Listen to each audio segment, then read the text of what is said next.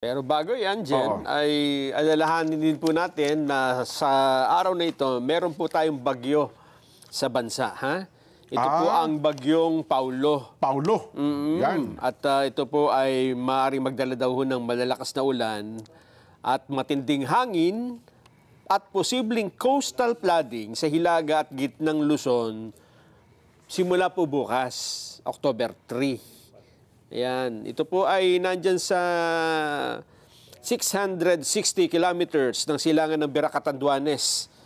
Medyo mahina lang naman ito, Jen. Ha?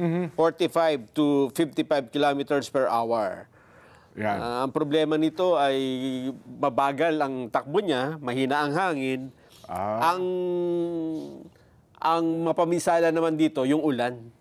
Marami siyang dalang ulan. Ay kapag mabagal yung takbo eh. Oo nga. Diba, oo. hindi siya umaalis kaagad, bubuhos naman yung maraming ulan. Yung truck pala nito, yung binabaybay, Nelson, ay halos katulad nung Nando.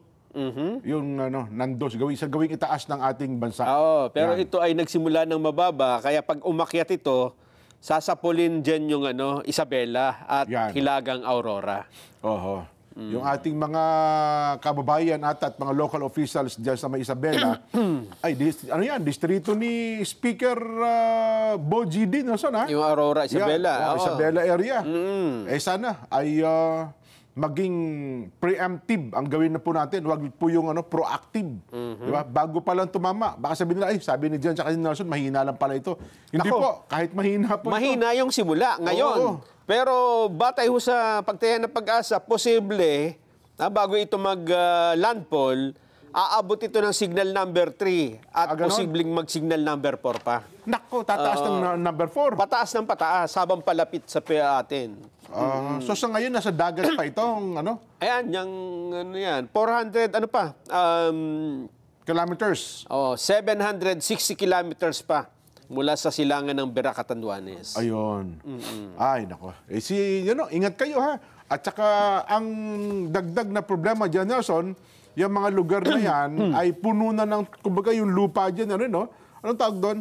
Puno na ng tubig. Kaya pag dinagdagan pa po ng mas maraming tubig, posible po yung mga pagguho ng lupa. Ayan, Yan po ang mas nakakatakot dyan na dapat nababantayan natin. At siyempre po yung mga kailugan, silted yung ilog, kaya madali pong tumaas ang tubig na pwedeng umapaw sa mga kabahayan at pwede po makasira ng ari-arian yan. Karagdagan pa yung flood control project na hindi naman ginawa o ginawa man ay substandard, kaya babaho po talaga.